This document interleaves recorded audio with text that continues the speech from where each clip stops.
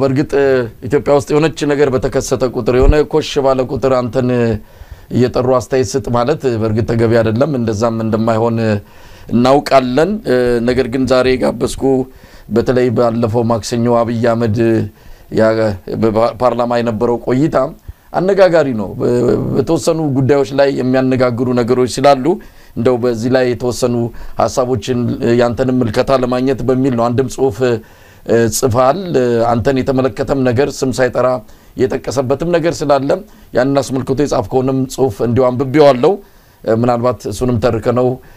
በላንከር አድማጮች የምናቀርበው ይሆናል ግን እንዴት አየሁ አድምጠዋል ለመሆኑ የፓርላማውን ቆይታ የአብይ አህመድን እኔ ያው እንደምታውቀው ምንም ነገር አብይ ቢናገርም ቢጽፍም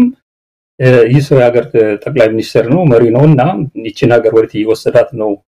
የሚል ጥያቄ ስለማነሳ ለሌሎች ሰዎች ይቀፈኛል ትግስት የለኝም በእንሶ የማዳመጥ ብዬ ትቼው አላቅም ጻፎቹንም አንብቤያለሁ በየጊዜው የሚሰጣቸውን ቃለ መጠይቆች አዳምጣለሁ ኮርስ ምልህ ቀደም ብሎ ባሉ ሰዓት ላይ እንደው በጎ ነገር ይናገራል ወደ ልማት የሚወር ይናገራል በሚል ነበር አሁን የልማቱ ነገር አብቅቶለት አሁን የማዳምጠው የትኛው የጥፋት የርከን ደረጃ ሊወስዳት ነው እኛ ይሻላል የሚል ጥያቄ አንስቼ ለራሴ አግባብነት ያለው መልስ ለመስጠት ስል በሚገባ ነው ማዳምጠው በደንብ አዳምጫለሁኝም መጽሐፍቶቹንም እንደማነባቸው ስርዓት ባለው መንገድ ኢንተርቪውንም አዳምጣለሁ እንደው ካጠቃላይ ነገር እንጀምርና ምን ታዘብክ ታዲያ የተለየ አነጋጋሪውን ነገሮችን ብዙ ይዞ መጥቷልና እንደው ወደ ዋናው ከዲፕሎማሲው ጋር ወደ ተያዘው እና ሰፋ አድርገን ወደምንመለከተው ጉዳይ እገባለሁ ግን በጠቅላላ እንዴት አየው ፓርላማው እንደው ከሴታፑ ጀምሮ ጥያቄ በፊት ነው የሚዘጋጀው ከዛ በኋላ እሱ ይመልሳል ሌላው ቀርቶ ተቋሚዎች መልሰው የሚጠይቁበት እድል የላቸውም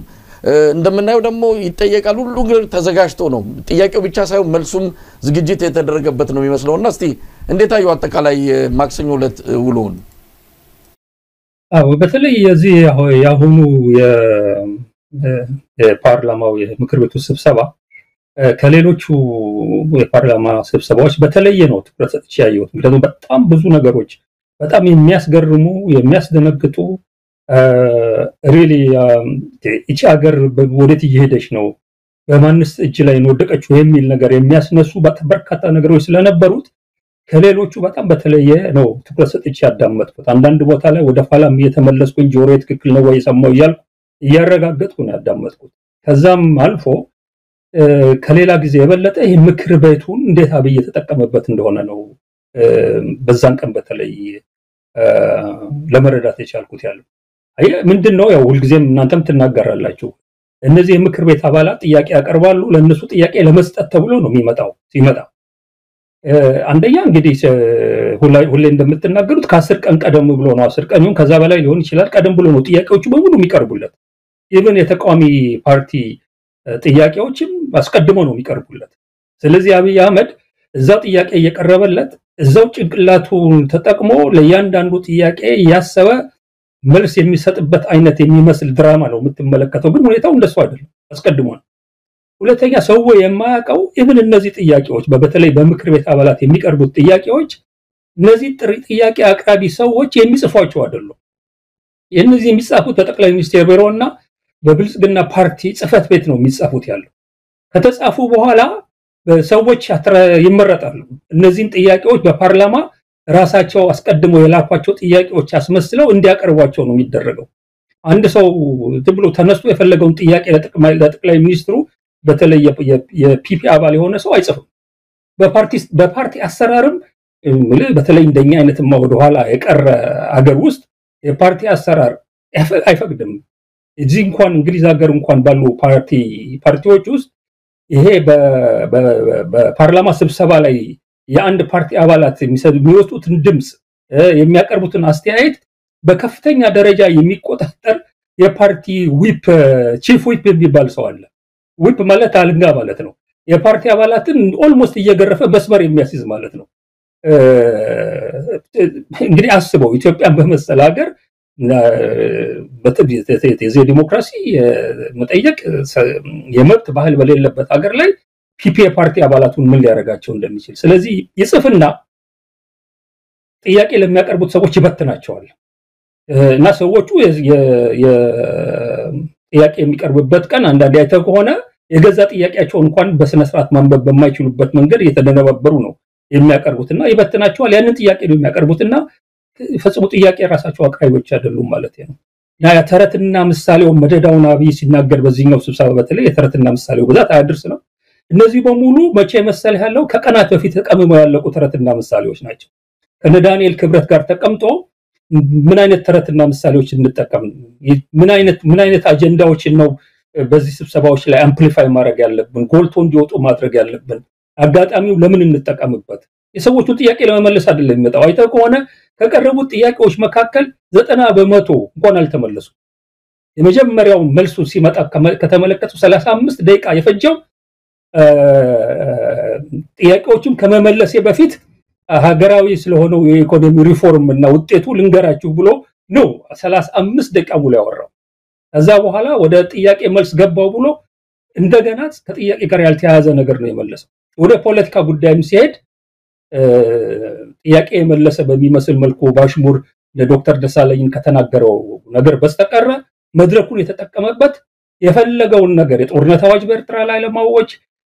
ስለ ጉልበቱ ስለ ኃያልነቱ ለመናገር በአገር ውስጥ የገጠሙትን ተቃዋሚዎች ምናምን ነገር ተራሽፍቶች ናቸው በየወረዳው 3 እና 2 ናቸው አገሪቷ ሰላም ናት ለማለት ለመሳሰለው ነገር ነው የተጠቀመበት ስለዚህ ይሄ የፓርላማ ሴቲንግ በጣም የሚገርም እንደፈለገው አብይ የሚጠቀምበት የፈለገውን መልእክት ለማስተላለፍ እንጂ የፓርላማ አባላትን ጥያቄ ለመመለስ እንደማይመጣበት ነው በደንብ ያስረዳኝ ማለት ነው ምናልባት አንደርጋቸው ከኢህአዲግ ዘመን የተለየ ፓርላማ አካሄድ ነበረው ማለት አንችልም ተመሳሳይ ነው ከኢህአዲግ የወረሱት ነው በመለስ ዜናዊም ጊዜ እንደዚሁ አይነት ነው ግን መለስ ዜናዊ በተወሰነ ደረጃ የተወሰኑ ተቃዋሚዎችም ስላሉ ልደቱም መረራ ጉዲናም ስማቸውን በብዛት መዘርዘር ይቻላል እና ትንሽ የፓርላማ መልክ ነበረው አሁን ግን ከዶክተር ደሳለኝ ውጪ አንዳንድ አልፎ ሌሎች አሉ በተረፈ በድን የሆነ ለአብይ አህመድ ምስጋናና ሞድስ ለማቅረብ የሚሽቀዳደሙ የምክር ቤት አባላትን ያየ ነው አንዳንዱ እንደውም ከሱ በላይ አብይ አህመድን እንደው ክንፍ የሌለው መልአክና እንደው ጋማ የለውም እንጂ አንበሳ ነው ማለት እስኪቀራቸው ድረስ ቃላት እስካጥራቸው ሲያመሰግኑት ነው ያየ ነው ምናልባት ይሄስ ከምን የመነጨ ከግለሰቡ የግል ባህሪ የመነጨ ነው ወይስ ምን ብለን ልንወስደው እንችላለን ነው በኢህአዴግ ጊዜ ቀደም ብሎ በተለይ መለስ በነበረበት ሰዓት ላይ የተወሰኑ ተቃዋሚዎች ስለነበሩ የረሳቸውና አቶ ቡልቻ ደመቅሳ አይነት ሰዎች የነበሩበት ነው እና እነሱ ድል ሲሰጣቸው ስርዓት ያለው ጥያቄ ያቀርባሉ በተለይ መለስ በነበረበት ሰዓት ላይ አልፎ ልክ አብይ እንደሚናገረው አይነት ተቃዋሚዎችን ባሽሙርና በንቀት የሚናገርበት ሁኔታ ቢኖርም አሁን አብይ እንደሚያደርገው ሳይሆን በአክብሮት መልስ መልስላቸው ነበር በስነ ስርዓት ይመልስላቸው ነበር አሁን አንደኛ ቁጥራቸው ቀንሷል የሉም ኦልሞስት 1 እና 2 ሰዎች ናቸው ከተቃዋሚ ያሉት የኢህአዴግን ፓርላማ 100% ያሸነፉበት ጊዜ ላይ ቀልድ ነው የነበረው ብሎ በኢህአዴግ በመለስ ጊዜ ነበር ነው እንጂ በኃይለ ማርያም ደሳለኝ ጊዜ እኮ አንድ ጊዜ አንድ ተቃዋሚ ነው የገባበት ቀጥሎ ደግሞ በመጣው ምርጫ ምንም ተቃዋሚ አላሸነፈም ተብሎ 100% ያሸነፉበት ነውና ያ ፓርላማ ተመሳሳይነት ያለው ባህሪ ያሁን እንደምናየው አይነት እንደሚሆን ምንም ጥያቄ የለውም ነገር ግን ያሁኑ ግን በጣም የሚገርመው የምን ያሉትንም 1 እና 2 ተቃዋሚዎችም የሚያቀርቡትን ጥያቄዎች ላለመስማት በፊት ለፊት ቴሌቪዥን የተቀረጸ ፊቱን ኦልሞስት ጀርባውን መስጠት ነው የቀረው በፊቱ ላይ የምትመለከተው ቁጣ ከዛ በኋላ ደግሞ በሚመልስበት ሰዓት ላይ የሚናገርበትን ቋንቋ ስትመለከት ምን አይነት ፍጥረት ነው የምትላለው በጣም የፖለቲካ ሰው ስትሆን ሱቆታ በሆነ ኖሮ ዶክተር ደሳለኝ ለሚያቀርበው ጥያቄ በዛ ቦታ መገኘቱን አድንቄ በየጊዜው በድፍረት ያለ ምንም ስጋት እንዲህ አይነት ጥያቄዎች ማቅረቡ እነዚህ ጥያቄዎች የፈለገው ያህል ቢመሩ ቢጎመዝዙንም ስርዓት ባለው መንገድ በስርዓት ለሚያቀርብ ሰው መልስ መስጠት ይገባኛል በሚል አድማጩን ሊስብ በሚችል መንገድ መቅረብ ሲገባ አንተን ራስን መልሰህ ትዝብት ላይ የሚጥር ምን አይነት ጋጥ ወጥ ነው ብሎ የሚያሰኝ ነገር ጀርባውን ለመስጠት ትንሽ ነው የቀረው ያለው ጥያቄዎቹ ሰምተዋል አይደለም የኤርትራ አጀንዳ የኤርትራ አባባል እንዴት ዞሮ ፓርላማ መጣ ብሎ ዶክተር ደሳለኝ ያቀረበውን ጥያቄ ራሱ በሰውነቱ በፖለቲከኝነቱ ባለው ብቃት ሊያነሳው የማይችል ጥያቄ አድርጎ ያቀረበበትን ሁኔታ ይላል ያለው እንዴ አይነት አሳፋሪ ነገር ነው የምትመለከተው ይሄ ዋናው ቁም ነገር አይደለም ነገሩ ለጊዜው እንደው በለው ስላልክ ነው አሁን እንደ አክቲቪስቶች እያናገርከኝ ነው ወደ ሪያ ብንሄድ እንግዲህ ኢኮኖሚውን በተመለከተ አንዳንድ ጉዳዮች ዋናው የተገናኘንበት ዲፕሎማሲው ነው በተለይ ከዲፕሎማሲው አንፃር የት ነው ያለ ነው ኤርትራን በተመለከተ ያነሳቸው ነገሮች አሉ እሱ ላይ በስፋት የምንመጣበት ይሆናል ግን እንደው ሌሎች ጉዳዮች ኢኮኖሚውን ማህበራዊ ነገሮችን ያነሳበት መንገድ እንግዲህ 2017 ዓመተ ምህረት የስኬት አመት ነው በኢትዮጵያ ታሪክ እንደ 2017 የተሳካልን አመት አልነበረም መጋረጃው የተገለጠበት ሰማዩ የተከፈተበት ነው በማለት ገልጿልና እንደው እንዴት አየው በዛ ላይ የሰጠውንም ትንታኔ ምልህ ብዙዎቹ ያንተ ሌሎች ሚዲያው ላይ የቀረቡ የኢኮኖሚ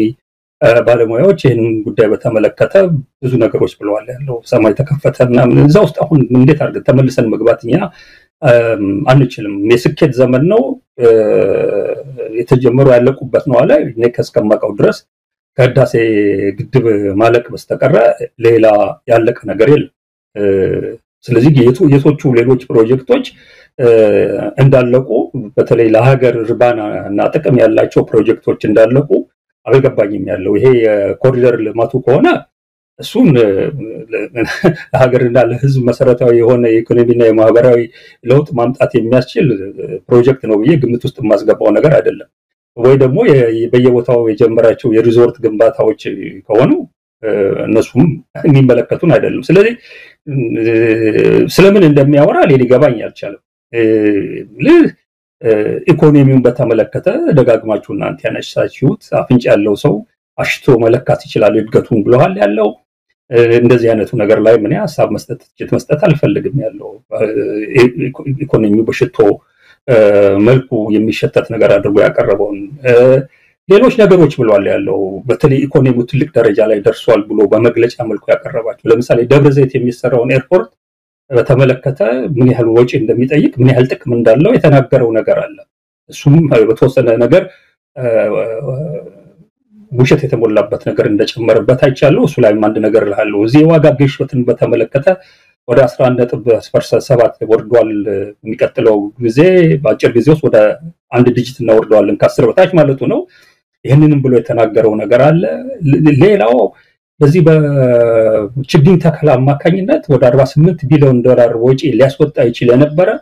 የአረንጓዴ አሻራ ስራ ተሰርቷል ይሄንን ያደረግነው 25 ሚሊዮን ህዝብ ተሳትፎበት ነው የሚለው በጣም የሚገርም ገንዘብ ነው እዚህ ላይ የሚጠራው እንግዲህ 48 ቢሊዮን ዶላር ወጪ የሚጠይቅ ካለ ይሄ ትልቅ ኢንቨስትመንት ነው እንደ ኢንቨስትመንት ነው በዛ ደረጃ ሱቅ በሚያወራው ከመጣና የዚህ ሪተርን እንግዲህ ከትንሽ ጊዜ በኋላ ወደ ትሪሊየን ዶላር የሚደርስ ሪተርን የሚኖረው መሆን አለበት ብዬ ነው መገመተው ያለው ግን ያው ቁጥር ሲጠራ በጣም ደፋር ስለሆነ ይሄንንም ብሏል ሌላው ከዚህ ጋር እድገት አለ ብሎ ለመናገር ያስቀመጠው ነገር 26500 ኪሎ ሜትር መንገድ እየተሰራ ነው ብሎ ተናግሯል ያለው ይሄንን ጉዳይ ትንሽ ማየት የሚያስፈልግ ይመስለኛል እነዚህ መንገድ ፕሮጀክቶች 324 ናቸው አለ ያውም እነዚህ ደግሞ አለ በፌደራል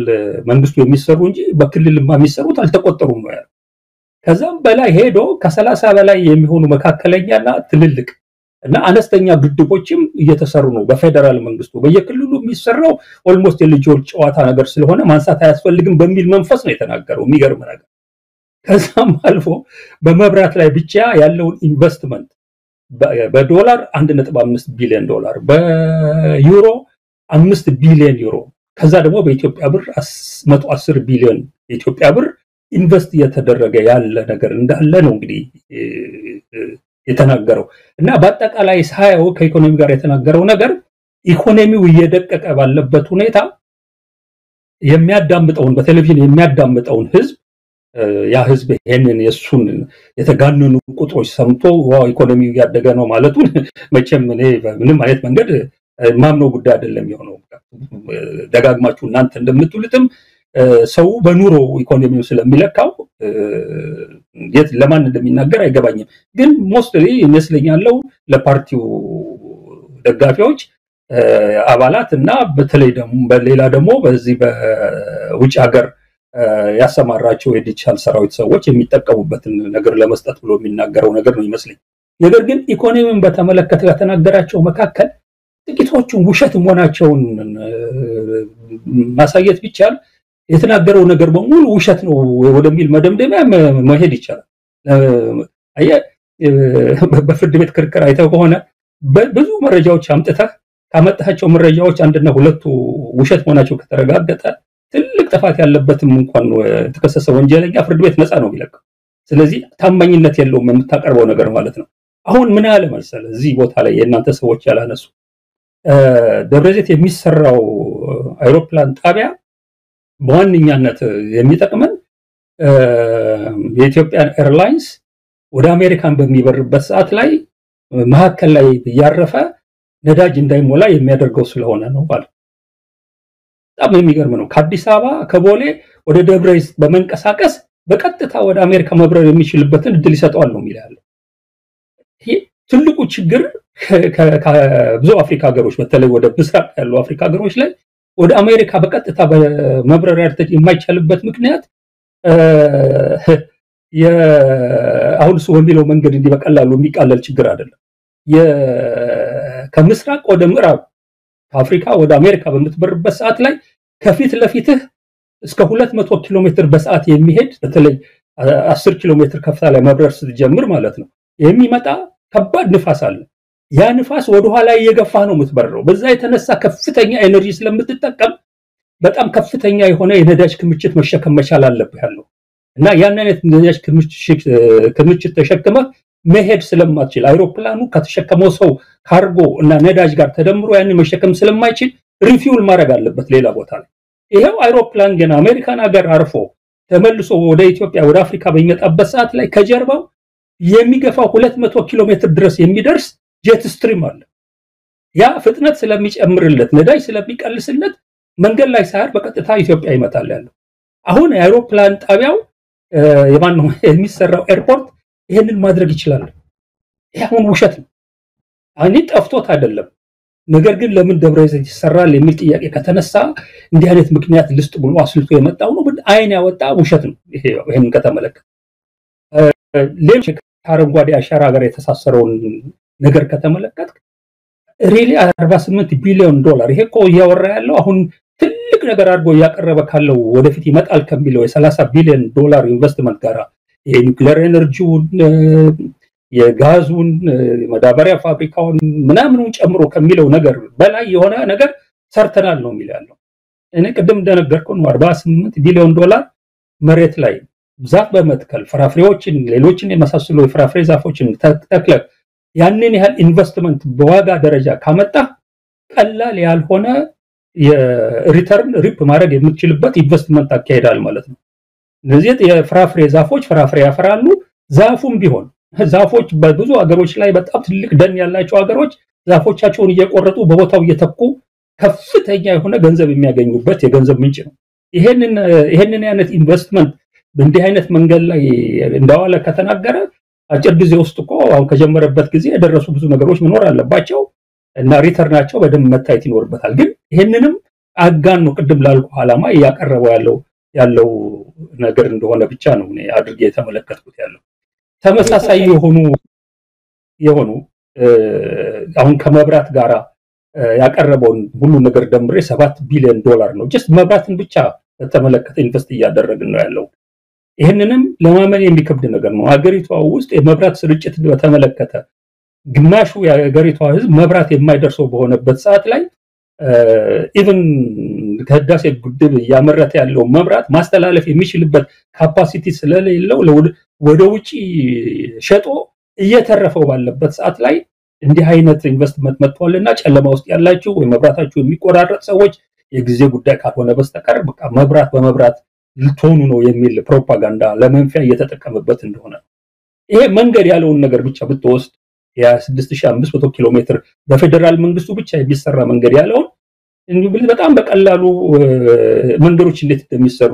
1 ኪሎ ሜትር ርዝመት ያለው 4 ሜትር ስፋት ያለው መንገድ እንደዙም ብሎ በተራ ምንድነው ኢትዮጵያ የሚሉት ያለው ሽሮ ፈሰስ በሚባል የአስፋልት አሰራር ይሰራ ቢባል $100,000 ነው የሚያወጣው። በጣም ውድ የሆነው እስከ $700,000 ድረስ ያወጣል 1 ኪሎ ሜትር መንገድ በ4 ሜትር ስፋት። ይሄንን የሚያወራውን ነገር ግምት ውስጥ አስገብተህ ስታሰላው ወደ $2.65 ቢሊዮን ነው በመንገድ ላይ ኢንቨስት እያደረኩ ነው እያለን ያለው። እንግዲህ አስብ እዚህ ላይ 30ዎች በላይ የሚሆኑ መለስተኛና መሐከለኛ ግድቦች እየገነባን ነው ብሏል።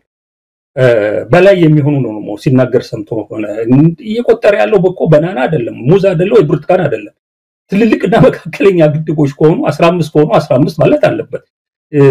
በላይ የሚሆኑ የሚል ንግግር ለግድቦች ስትጠቀም እየዋሸ መሆኑን ነው የሚናገረው። ከዚህ ጋር አያይዘ ይሄ ሁሉ መንገድ ይሄ ሁሉ ግድብ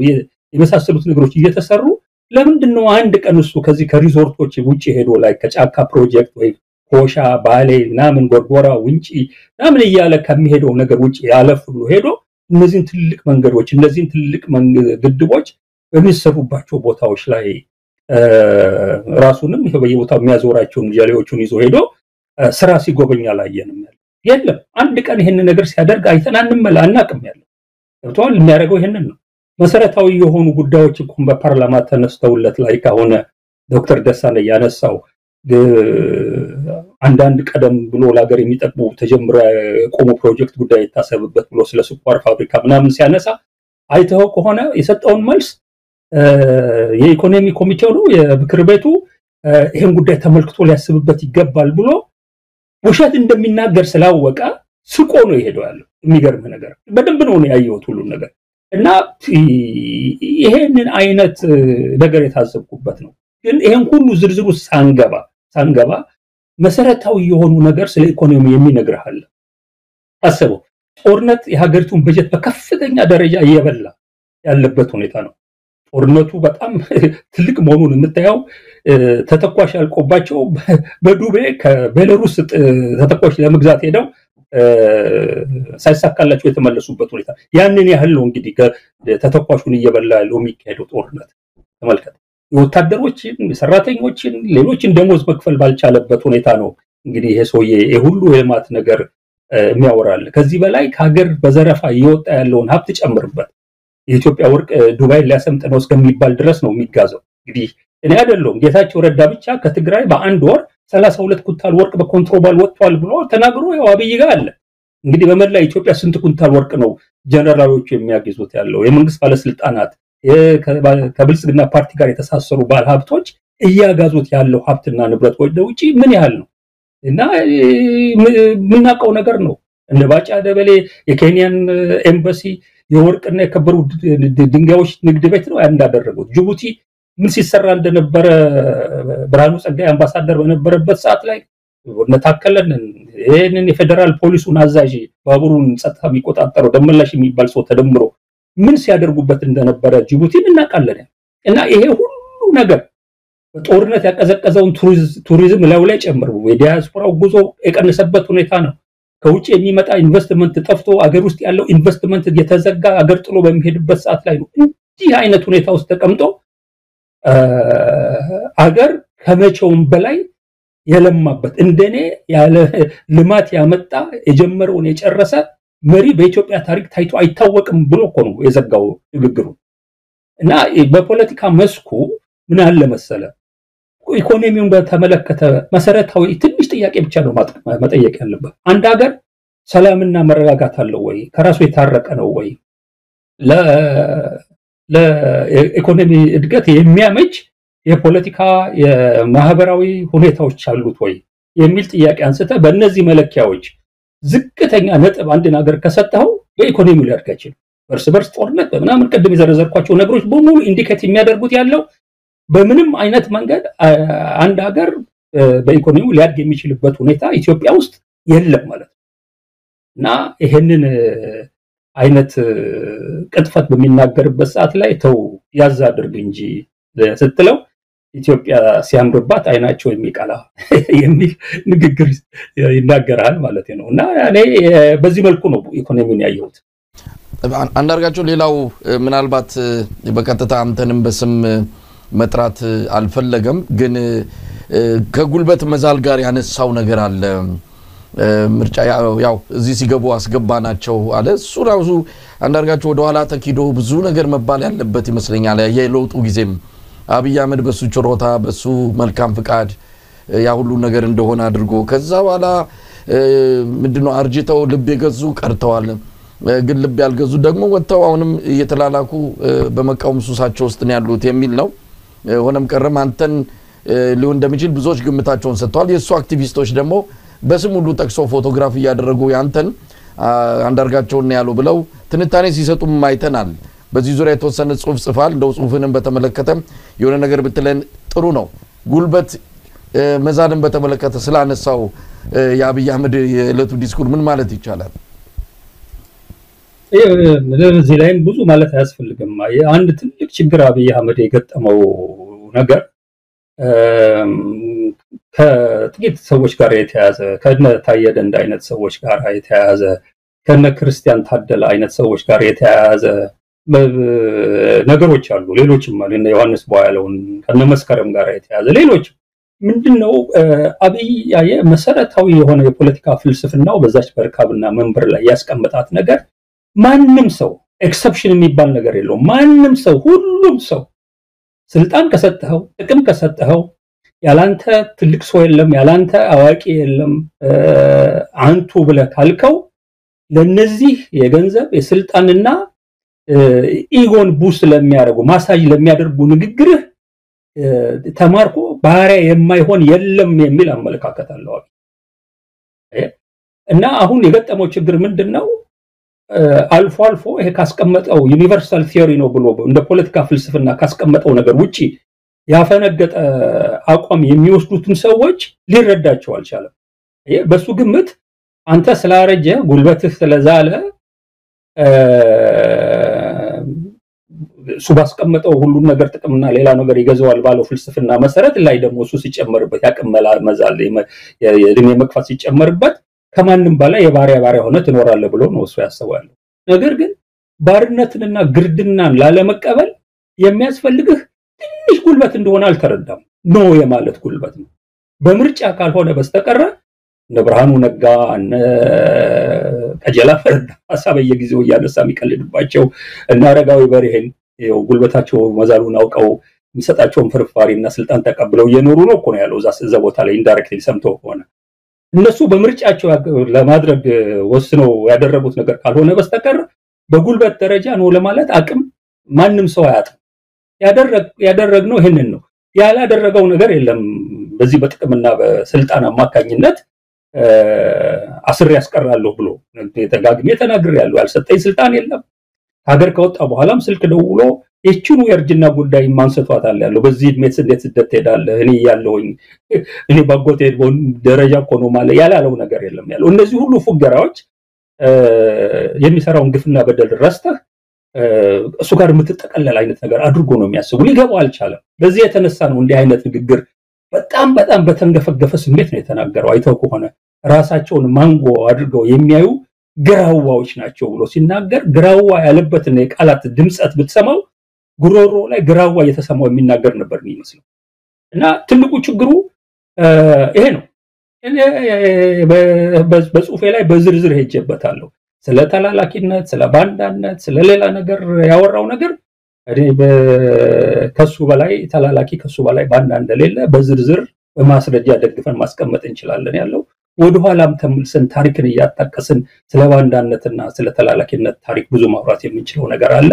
ያን ጽሁፍ በደንብ ሰው ካነበበው ይገባዋል ያለው እኔ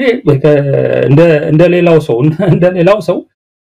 የትኛውንም ጉዳይ ዲፌንሲቭ በሆነ በመከላከል መልኩ ላይ 100% አገሬን ህዝብን በተመለከተ ያለኝን አቋም በግልጽ ነው ማቀው ነው በተግባርም የማረጋግጠው ያረጋግጥኩትም ነገር ነውና ንግግሬን ሲጀምር ምናምን ነገር ኢትዮጵያ ጉዳይ ምናምን ነገር ሁሉም ጊዜ ጥሩ እንዲሆንላት በጎ እንዲሆንላት ኢትዮጵያ ወደ ብታገኝ አይከፋኝም ኢትዮጵያ በዚህ አይነት ሁኔታ የምትጠቀም ቅሬታ የለኝም ብዬ አልናገርም። ምክንያቱም ሙሉ በሙሉ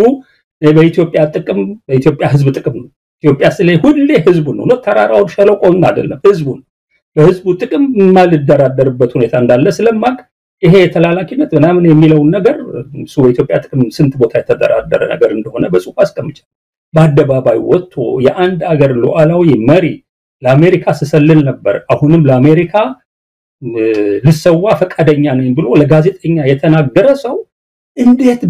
ድፍረት አግኝቶ ነው ፓርላማ ላይ ሰዎችን በዚህ ደረጃ የሚናገረው የሚል ነገር ነው ትዝብት ውስጥ የጣለኛል። ምን እያደረገ ነው? ስለ ተላላኪነት ያወራል ያለው አይተ እንደሆነ ደጋግሞ እንዴ መሐመድ ቢን ዛይድ ምን እያደረገው ነው? እሱ እንደፈለገ አይደለም የሚያዘልለው በየቦታው በምስራቅ አፍሪካ ቀጠና ውስጥ ተቀላላ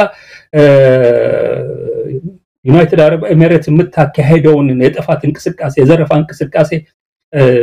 አስተባባሪና መሪ አድርጎ በያገሩ ግጭትና ጦርነት እንዲባባስ መሳሪያ አቀባይ ተተኳሽ አቀባይ ሆኖ እየሰራ ያለ ተላላኪ እሱ አይደለም እንዴ? እንደዚህ አይነት ባክግራውንድ ያለው ሰው እንደደፍሮ መጥቶ እንዲተናገረ ነው አልገባ ያለኝ እና እሱን በደንብ በሚገባ በጽሁፍ ያስረድቻለሁ እና ብዙ ማለት የሚያስፈልግ አይመስለኝም። ምናልባት አንዳርጋቸው ጽሁፍን የሚያነቡ ይኖራሉ ድሉን ያላገኙ ካለም እኛም በትረካ ያው የምናቀርበው ይሆናል። ግን እዛ ላይ ያቀረብኩ አንድ ቪዲዮ አለ። ያ ቪዲዮ ደግሞ ከተፈታ ምናልባትም ቀናት በኋላ ይሆናል የእስር ቤት ገጽታም ነው የሚታየው። ግን በእንደዛ አይነት ስሜት ውስጥ ወጥተ ያን አደረኩ ብሎ እሱም ብዙ ነጥብ ለማስቆጠር ብዙ ነገር ታሪኩ ላይ እንዲጻፍ በሚፍጨረጨርበት ሰዓት የተናገርኳል ያው በግልጽም በቪዲዮ ላይ ይታያል። ያንን ስትናገር እንደ ያንተ መፈታት ራሱ ትርጉም የለውም። ትልቁ ነገር ተቋማዊ መዋቅራዊ ለውጥ ካልመጣ በስተቀር እነዚህ ትንንሽ ጉዳዮች በመለወጣቸው ተለወጠ ብለን እንትን ምንለው ምንወስደው አይደለም ብለ በዛን ጊዜ ነው የተናገርከው። እንዴት በዚህ ሊፈርጅ ይችላል? በጥቅም በማጎንበስ የሆነ ነገር አተ አሁን የሱ ደጋፊዎችና በየቦታው ያንተን ስም ሳያኝኩ መዋል የማይችሉ አንዳንዶችን እያየን ነው። እንጀራቸው አድርገውታል። እንደ ስክሪን ሴቨር ከጀርባ ያንተ ፎቶግራፍ ከሌለም የተናገሩ ማይመስላቸው ብዙ የአብይ አህመድ ዲጂታል ሰራዊት አባላት አሉና እንደው ይሄንን መልሶ መላልሶ ማስታወሱም ተገቢ አይደለም። ግን ሀቅ ነው ታሪክ ነው መመዝገብ አለበት በሚል ነው ዳግም ያነሳውት። አዎ አይ ምንም እኮ ጥያቄ የለውም። እኔ በጽሁፉ ላይ ለመግለጽ እንደሞከርኩት ወጥቼ ከእስር ቤት እሱን አግኝቼው ከሰዓት በኋላ ነው ለአጃንስ ፍራንስ ፕሬስ እና ለቻይናው ቴሌቪዥን ሲጂቲኤን ኢንተርቪው የሰጠሁት። እዛ የሰጠሁት ኢንተርቪው ላይ በግልጽ የተናገርኩት ነገር ነው። ለቃሌ ታማኝ መሆኔን ነው አሁን በተግባር ያደረገ። ያን ያልኩት ምንድነው የመቃወም ሱስ የለብንም ነው ያልኩት። የምንቃወመው ነገር ሲኖር ብቻ ነው። ከዛ ውጪ አንድ መንግስት ጥሩ ስራዎች በጎ ስራዎች ከሰራ የማናመሰግንበት የማናደንቅበት ምንም ምክንያት አይኖርም። ነገር ግን በኢትዮጵያ ከጠቅላይ ሚኒስትሩ ወርቃማ ንግግር በላይ በተግባር መሰራት መቀየር ያለባቸው ጉዳዮች አሉ። በተለይ የነጻና ገለልተኛ ተቋማት ምስረታ ወሳኝ ነው። በፖለቲካው በኢኮኖሚው እና በማህበራዊ ጉዳይ በርካታ መፍትሄ ማግኘት ያለባቸው ችግሮች አሉ። እነዚህ ነገሮች መሰራታቸው ነው ወሳኝ የሚል ነገር ነው ያልኩት። ከዛ አሳልፌ ደግሞ ያልኩት ምንድነው እንደዛም ሆኖ የዋለ ያደረ አንድ መንግስት አፋኝ ከሆነ ነው ያልኩት ሪፕሬሲቭ ነው ያልኩት ያለው። ሁለተኛ የሀገርና የህዝብን ጥቅም ተጻሮ ከቆመ መቃወም ብቻ አይደለም ቪገረስሊ እንቃወማለን። ቪገረስሊ እንቃወማለን አምረን ማለት ነው። አምረን እንቃወማለን በየተነገረው ደረጃ በደረጃ ከአብይ ጋር የነበረኝን ግንኙነት ደረጃ በደረጃ ይሄንን አባባል ተከትሎ የሄደ ነው። በጎ የሚሰራ መስሎ በታየ ሰዓት ላይ አፕሪሺየት በማድረግ በመደገፍ ድጋፉን እዛው ጽሁፍ ላይ እንደገለጽኩት አንዳንድ ጊዜ ዲዘርቭ የማያደርገውን ድጋፍ ሁሉ ራሱ በፈጠረው ችግር የተቀሰቀሰ ጦርነት መሆኑን ታየ ደንዳ ነግረውናል። አሁን የሰሜን እዝ አስመታውት ነኝ እንዳለ የሰሜን እዝ ተመታ ብሎ በውሸት ወያኔን ወንጅሎ በመጣበት ሰዓት ላይ እዛ ደረጃ ከጎኑ ቆመን እሱ መንግስት እንዳይወድቅ ጥሩ ሰው ነው በሚል ደግፈነዋል። ከዛ አልፎ በተለያዩ ጊዜዎችም እንደሱ አድርገን ሄደናል። እስከ መጨረሻው ሰዓት ላይ ደረጃውን የጠበቀ የተቃውሞ የማስጠንቀቂያ ነገሮች በጽሁፍ በቪዲዮ በጽሁፍ ነገሮች ነው እንግዲህ ያቀረብኩት ያለውና መጨረሻ ላይ እዛው ጽሁፍ ላይ እንዳለው ከአማራ ክልል የወታደራዊ አገዛዝ ያቀረበለታ የመጨረሻውን ጽሁፍ ጽፍ በዛ በግልጽ የተቀመጠ ነገር አለ። ይሄን ጽሁፍ በመጻፌ ዛሬ ልክ የሆነ ሰው የማሰር የመግደል የመደብደብ እድል የተሰጣቸው በአዲሱ አዋጅ መሰረት ዛሬ እኔንም ከኔ ጋራ ዕውቀት ያላቸውንም ሰዎች ዕውቅና ያላቸውንም ሰዎች ተመሳሳይ እርምጃ ሊወስዱባቸው እንደሚችሉ እርግጠኛ ነኝ ብዬ ነው። እንግዲህ ይሄንን ጽፌ የሄደበትን የጥፋት እርምጃ መሸከም የማንችለው ደረጃ ላይ ደርሷል። እዛ ቪዲዮ ላይ ቪገረስሊ እንቃወማለን አምረን የምንቃወምበት ደረጃ እንደርሳለን ብዬ ተናገርኩትን በተግባር ነው መልሼ ደግሞ እንደገና ያረጋገጥኩት። አገር ጥዬ የወጣሁበት ደረጃ ያደረሰ እሱን አምሮ መቃወም የሚያስፈልግ ጉዳይ ስለመጣ ነው፣ ሌላ አይደለም እንጂ አብይ ያይኑ ቀለም አላማረኝም ወይ አብይ መልኩ እንዲህ ነው ወይ አብይ ዘሩ እንዲህ ነው ብዬ አይደለም። እና ይሄን በሚገባ በዝርዝር ያውቀዋል ያለው ነገር ግን ፖለቲካ ፕሮፓጋንዳ መስራቱ ነው መሰለኝ ያው ያልከውን አይነት ንግግር ተናገረ። ያም እንግዲህ በሚገባ መልኩ መልሱን በጽሁፍ ሰጥቼዋለሁ ነኝ። እንግዲህ አንዳርጋቸው ምናልባት እዛው እንትኑ ላይ ያንዳንድ ሰዎችንም ስብና ስለሚያሳይ ነው። ምክንያቱም እኛም በወቅቱ ደጋፊ ሆነን አብይ ዘንድ ቆይተናል። ያንን ስናደርግ አንተም እንዳልከው ብዙዎቻችን የዛን ጊዜ ድጋፍ ሰጥተን በኋላ ላይ ይሄ ሰው ለሀገር አይጠቅምም ብለን እንደወጣ ነው ትክክል። ሌላ ምንም ወዲ ቢወሰድ ወደዚያ ቢለጠጥ ቢያጥር ቢረዝም ምንም ነገር ማይገኝበት የወጣንበት ምክንያት የነበርንበት ምክንያት የሚታወቅ ነው። ከኢትዮጵያ ሕዝብ ጋር ቁማር ተጫውተን የዚህ ሰው የተለየ ፍቅር ኖሮን ወይም የተለየ አምልኮ ኖሮን አይደለም ስለ ኢትዮጵያ ይሰራል ብለን አመንን። ግን ያን እምነት ራሱ ባጣበት ጊዜ ወጣናል። ያን አንተም እንዳደረክ ስለማምን ነው የምገልጸው። ነገር ግን አሁን በሱ ደጋፊዎች ዘንድ አንዳንዶች ደግሞ ራሳቸውን ምክንያታዊ ራሳቸውን አገር ወዳድ ነገሮችን በስሜት ሳይሆን በስሌት እንደሚያስቡ አድርገው የሚገልጹ በእኛ ወገን ወይም ደግሞ እኔም አንተም በመናምንበት ያውኑ የፖለቲካ አቋም ላይ ያለንን ሰዎች አብይ በሚገልጸው መንገድ የባንዳነትና የተላላኪነት ሚና እንደሚጫወት አድርገው እዛ የቀሩትን ነብራኑ ነጋን ቀደም ሲል የጠቀስካቸውን ጨምሮ እነሱ ልብ ገዝተው እነተም ሰከን ብለው አሻግረው መመርከት ስለቻሉ ነው የሚል ነገር ይሰጣሉና አብይ አልተለወጠም፣ የተለወጣችሁት እናንተ ናችሁ። አብይማ ሲመጣ የነበረው ነው አሁንም ያው ነው ወደፊትም እንደዛው ነው ብለው የተለወጣችሁት እናንተ ናችሁ፣ ያው የምትፈልጉትን ነገር ስላላገኛችሁ የሚል ነገር ይሰጣል። እዚህ ላይ የሆነ ጥርት ያለ ነገር መኖር አለበት። የቀሩት እነማን ናቸው? ምን አግኝተው ቀሩ? እንደዚህ ደግሞ በመቃወም ሰው ለሀገር አይጠቅምም ብለው ደግሞ የተለየ ፖለቲካ አቋም አምርረው ያዙት ደግሞ ምንድናቸው የሚለው እንደው ለአንዴና ለመጨረሻ ጊዜ ነው ማለት ባይቻልም ግን አሁንም ጠንከር ያለ መልእክት የሚያስፈልግ ይመስለኛል። መሳይ እኔ እኮ በዛ ጽሁፍ ላይ በደንብ ገልጬዋለሁ። ምንድነው የሆነው? እንግዲህ አሁን እዚህም በሰጠሁት ኢንተርቪው ላይ ሀገር ምን እንደምትመስል ተናግሬያለሁ። በኢኮኖሚ መልኩ በፖለቲካ መልኩ እንመጣበታለን። ግን ኢኮኖሚውን ብቻ ወስደህ ሀገር በዚህ ደረጃ እስከ አጥንቷ በምትዘረፍበት ሁኔታ ወያኔ ዘራፊ ነበር ብለህ ጫካ ገብተህ መወገድ አለበት የሚል አቋም ይዘህ የነበረ ሰው እስር ቤቶቹ በንጹሃን ተሞልተዋል ብለህ ያለፈውን መንግስት ስትቃወም የነበረ ሰው ነገር ግን አሁን እስር ቤቶቹ መሙላት አይደለም ሞልተው የተረፉበት ሁኔታ ያለበት ነው። ፍትህ በወያኔ ዘመን ተፈንግጧል ብለህ ከዛ በከፋ ሁኔታ ፍርድ ቤት የበቀል መወጣጫ መሳሪያ ተደርጎ የፖለቲካ እስረኞችን እንዳሻው አብይ የሚያደርግበት ሁኔታ በተከሰተበት ሁኔታ ነው። ከዛ አልፎ በሚሊዮን የሚቆጠሩ ሰዎች ያለቁበትን ጦርነት ሆን ብሎ የቀሰቀሰ ሰው ለመሆኑ የገዛ ፓርቲ ሰዎች በሚናገሩበት ሁኔታ ከዛ አልፎ እንደገና በከፍተኛ ደረጃ አማራ ክልል ውስጥ ምንም ምክንያት በሌለው ምንም ሰበብ ሊሰጥ በማይችልበት ምክንያት ወረራ አድርጎ ይሄን ክልልና ይሄንን ህዝብ ምን ያደረገው የተመለከተ ሁሉ ነገር ተውና በቅርቡ የተፈጸመውን የጡት ቆረጣ ፎቶግራፉን መቼም ማየት አለ አይቼዋለሁ። እኔ አጥንቷ ጎድኗ እስኪታይ ድረስ ነው ጡቷን ገፈው የወሰዱት ያለው። ይሄ አንድ ፒክቸር ብቻ ሞራል ላለው ስብዕና ላለው ህሊና ላለው ሰው ይሄ ፒክቸር ብቻ ከስልጣን ሪዛይን እንዲያደርግ የሚያስደርገው ቅድም ያልኳቸው ነገሮች በሙሉ ተተነው ሞራል ያለው ማን ነው ለመሆኑ የተቀየረው ማን ነው የተቀየረው ያለው በቃ የፈለገውን ይግደል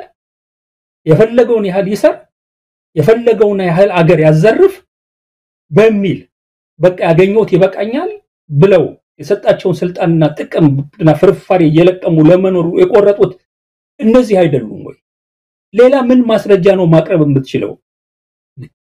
በየትኛውም ሀገር ላይ አንድ ጤነኛ የሆነ የፖለቲካ ስብዕና ያለው ሰው ኢትዮጵያ ውስጥ እየተካሄዱ ካሉት መንግስታዊ ወንጀሎች 100ኛውን አይደለም 1000ኛዋ ስትከሰት ከመንግስት ጋር ያለው ግንኙነቱን ማቆም መቻል አለበት ያለው ሌላ ቦታ ላይ እንደዚህ ነው የሚሆነው በምን ደረጃ ነው የዚህ መንግስት ግፍ በደል ዘረፋ ሲደርስ ነው ኖ አሁንስ አበዛችሁት የሚሉትን ብርሃኑ ነጋ የሚሉትን እነ አረጋዊ በርሄ የሚሉትን መርዳሳ ቀጀላ እነ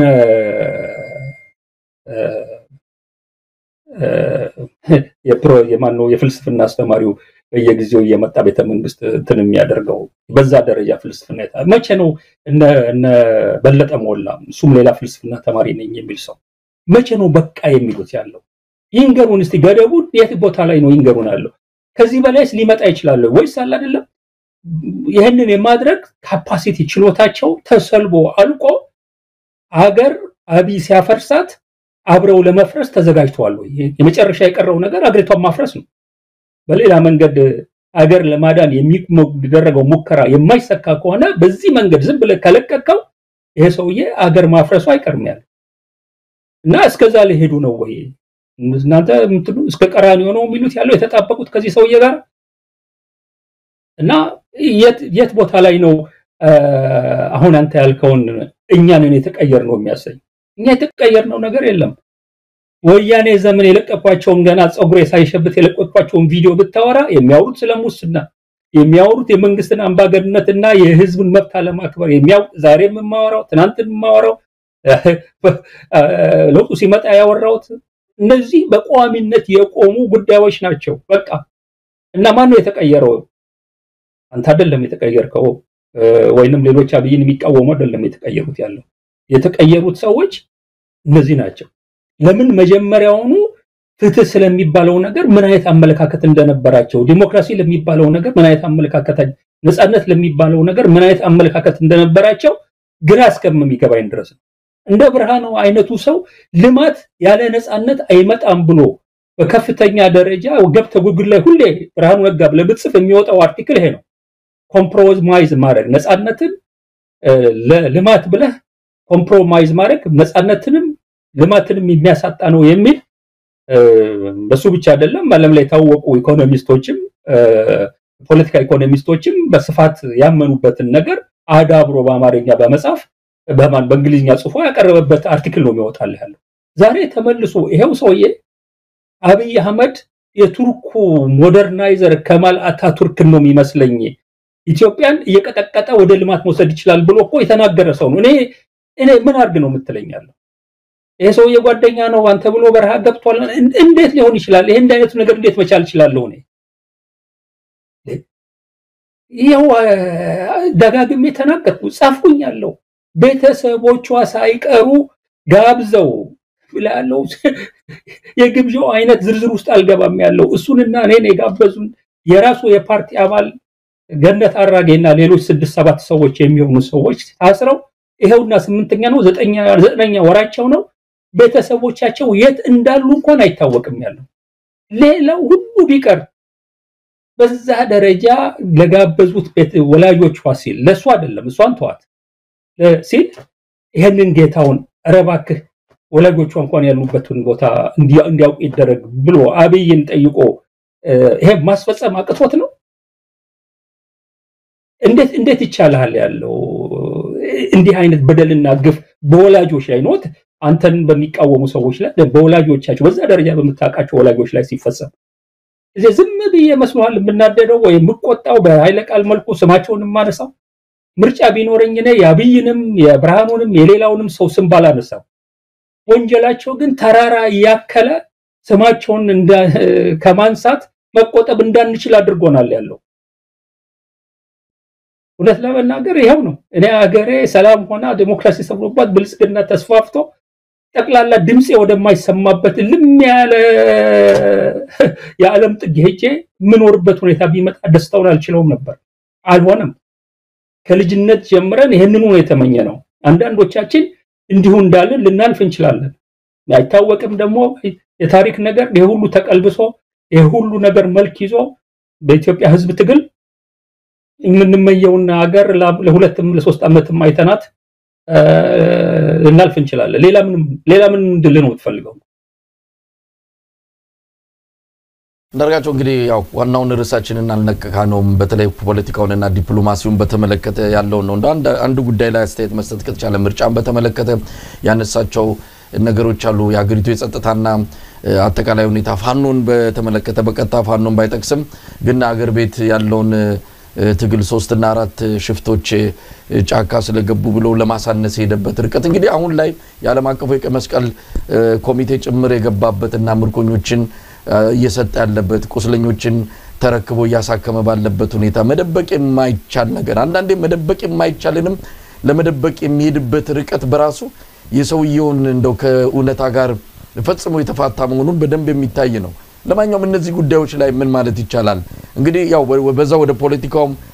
እና በተለይ ዲፕሎማሲው ላይ ያተኮረው ነው የምንገባው ኤርትራን በተመለከተ ያቀረባቸው ንግግሮች አሉ አንዳንድ ጊዜ ኡነት ዲፕሎማሲ ምንድነው በአንድ በመሪ ደረጃ ተራ ፌስቡክ ላይ ያሉ ወይም ደግሞ ዲጂታል ሰራዊት አክቲቪስቶች መናገር ቢችሉ አይፈረድም ግን መሪ ሆኖ አንድ መሪ መናገር የሚገባው ልክ አለ ደርዝ አለው ሁሉን ነገር ተመጥኖና ነገሮችን አይቶ ነው እንደው የሆነ ነገር መጣ ተብሎ ዝም ብሎ በፈንጩና ምንድነው ፍጮ አይነት አካይድ የሚደረግ ንግግር አይደለም ካብይ የሚጠበቀው ግን እሱ ከዛም ባነሰ የመንደር ጎረምሳ አይነት ባሪ ታየበት ነው ይመስለው እንደው እዚህ ላይ ምን ማለት ይችላል አንዳርጋቸው ለክለ ኢኮኖሚው በፖለቲካ ጉዳይም ላይ ተመሳሳይ የሆነ መከራከሪያ ነው ማቀርበው የተወሰኑ ውሸት የተሞላቸው ነጥቦች አካቶ ስለተናገረ እነሱን በማመላከት ሌላ የሚናገረው ነገር በሙሉ ውሸት መሆኑን መደምደም ይቻላል የሚል ነገር ነው ምክንያቱም መረጃ ያላቸው ተጨባጭነት ያላቸው ነገሮች ላይ በፊት ለፊት አይኑን በከፍቶ ያዋሸበት ሁኔታ አለ አሁን ለምሳሌ ያክል እያወቀ ነው ኢሰፓ የሚባል ድርጅት ተመዝግቦ የተንቀሳቀሰ አይደለም ኢንፋክት በብርቱካን ፊርማ በወጣ ደብዳቤ ነው ኢሰፓ የሚባል ድርጅት እንደ ድርጅት ተቋቁሞ መንቀሳቀስ የማይችል መሆኑን ላስገባው ማመልከቻ ምላሽ የተሰጠ ኢሃፓ በተመለከተም እኔ መጣሁበት ዘመን ነው ኢሃፓ የሚባል ድርጅት መንቀሳቀስ የጀመረው ኢሃፓ እንደ ሌሎቹ ድርጅቶች ተለጣፊ ሆኖ ይዛ ምንም ትርጉም በሌለው መንገድ የሚሰራ ድርጅት ሆኖ ለመንቀሳቀስ ይፈልጉ በህድ ጊዜ አልተከለከለም ኢሃፓ አቋሙ የከረረ በመሆኑ ልክ እንደ ግንቦት ሰባትም እኮ አይንቀሳቀስም ነበር ኢትዮጵያ ውስጥ እኮ ሌሎችም ድርጅቶች ውጪ የሚንቀሳቀሱት በኋላ የገቡት እኮ አይንቀሳቀሱም ለኢሃፓ ብቻ አይደለም ኢትዮጵያ ውስጥ ገብቶ አለመንቀሳቀስ ሐቅ የነበረው ያ ግን በአዋጅ የተከለከለ በመሆኑ አልነበረም እሱንም በአዋጅ የተከለከለ የነበረና ኢሃፓ እንዲንቀሳቀስ እድል የከፈትኩት እኔ ነኝ ብሎ ተናገረ ይሄ አንድ ትልቅ አይኑን ያወጣው ውሸት ነው ሌላ ከዚህ ጋር ተያይዞ በዛ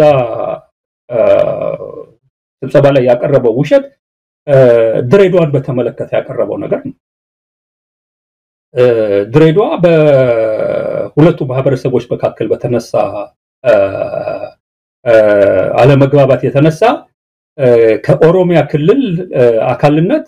ወደ ራስ ገዝነት ዞራለች ብሎ የተናገራሉ ይሄ ውሸት ነው ድሬዳዋ የኦሮሚያ ክልል አካል ሆነ አጣቀም ይሄን በተመለከተም እንደ ሶማሌ ድርጅት ለኔ ፎርዋርድ ያደረገልኝ መግለጫ አውጥቷል በዝርዝር አስቀምጧል በመረጃም የሌለ ነገር ነው የሚያወራው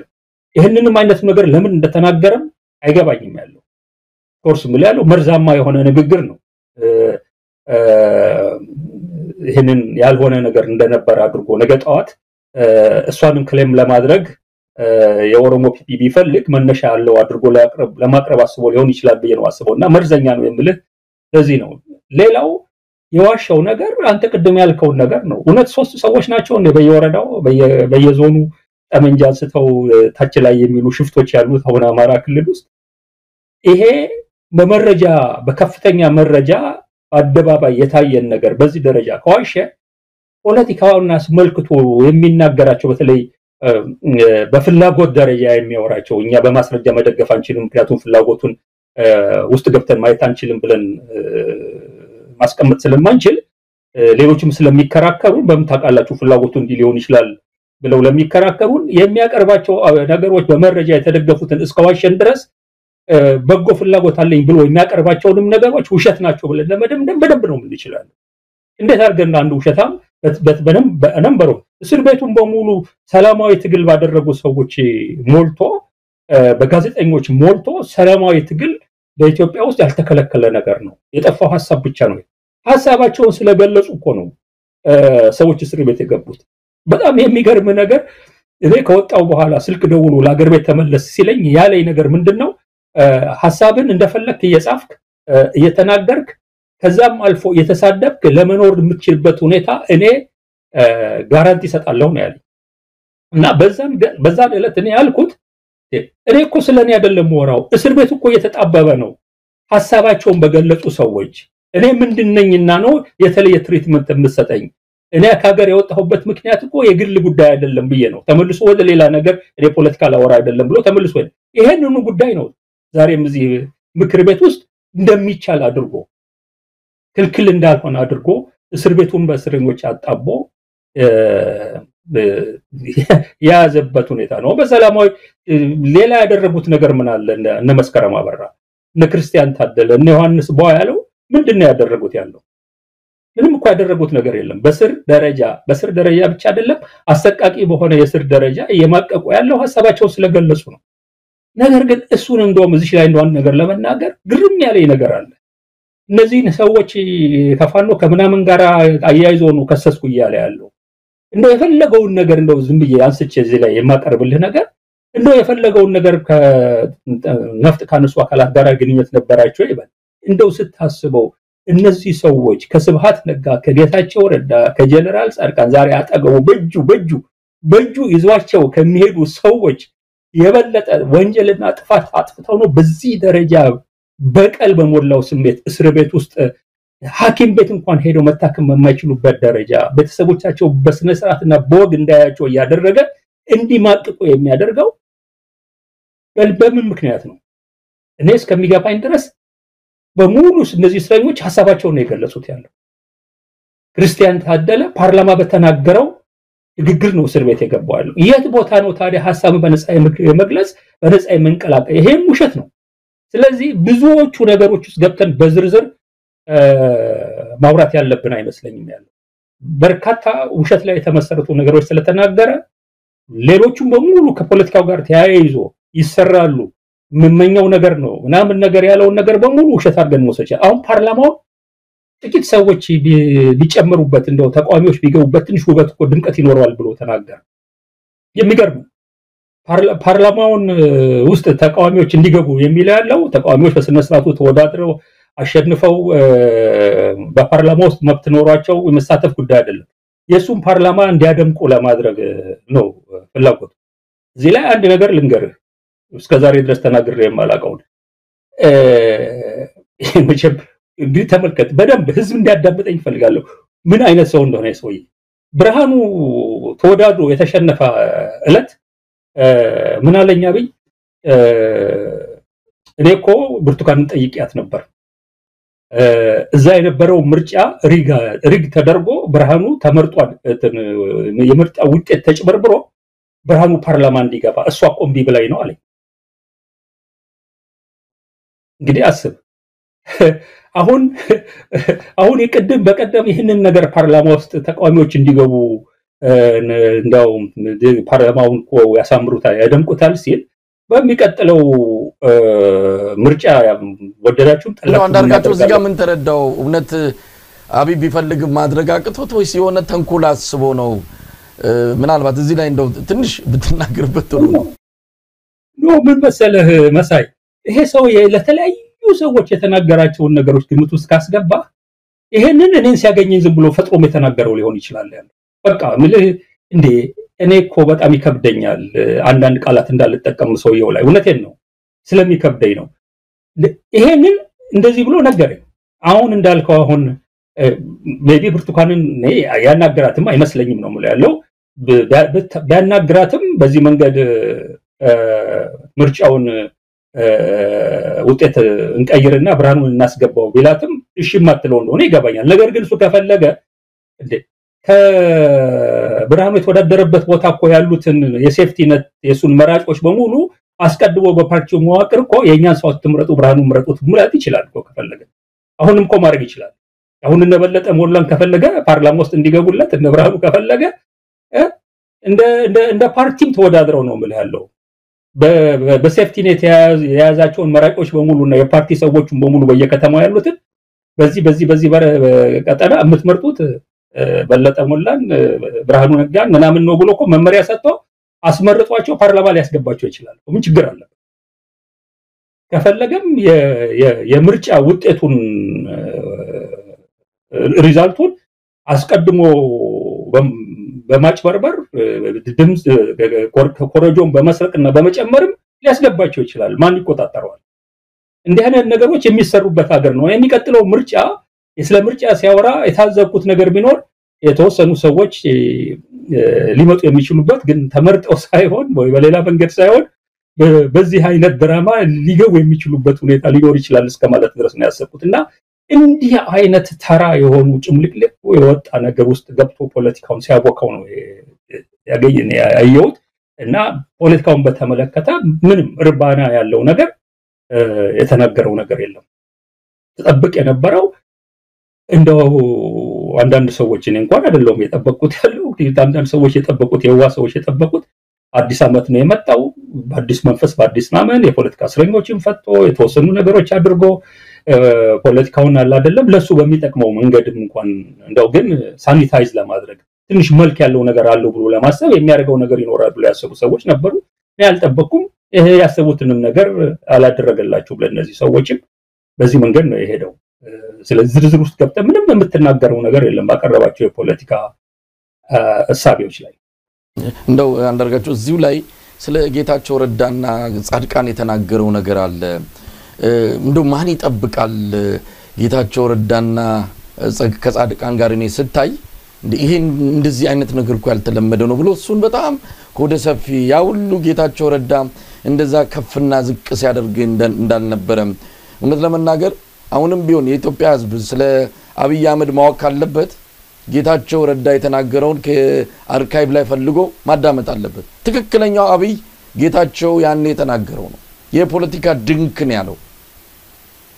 በጣም ብዙ ነገሮችን አብይን የሚመስሉና የሚገልጹ ነገሮችን ከጌታቸው አንደበት ሰምተናል ያን ሁሉ የተናገረኝን ትቼ ሀገር ስለሆነ የግል ጸብተን አሁን ይው አንድ ላይ ስንታይ ከዚህ በላይ ምን አለ ምን ማለት ነው ጌታቸው በራሱን ስብናውን አጥቶ የትግራይ ህዝብን ሁሉ ደፍጥጦ ለአብይ አህመድ ባደረ እንደው ሀገር በዚህ ሁኔታ ልትገለጽ ትችላለች ወይ እንዲህ አይነት አጎብዳጅነትና ተንሸራታችነት እንዴት ለሀገር የተደረገ መልካም ተግባር ተደርጎ ሊገለጽ ይችላል እኔ ይሄንን ጌታቸውንና የጻድቃንን እና የአብይን ግንኙነት አብይ ሆደ ሰፊ በመሆኑ በፍቅር እንደመር በይቅርታ እንሻገር የሚል እምነትና አቋም ያለው ሰው በመሆኑ የመጣ ነው የሚል እምነት የለኝም እውነት ለመናገር አሁን ቅድም የተናገርከውን በተለይ ጌታቸው አብይን ደጋግሞ የገለጸበትን ቋንቋና ሁኔታዎች ግምት ውስጥ አስገብተ እኔ አብይ ከበታችነት ስሜት ሊሰማው የሚችለው የስሜት መጎዳት በጣም ኃይለኛ ከመሆኑ የተነሳ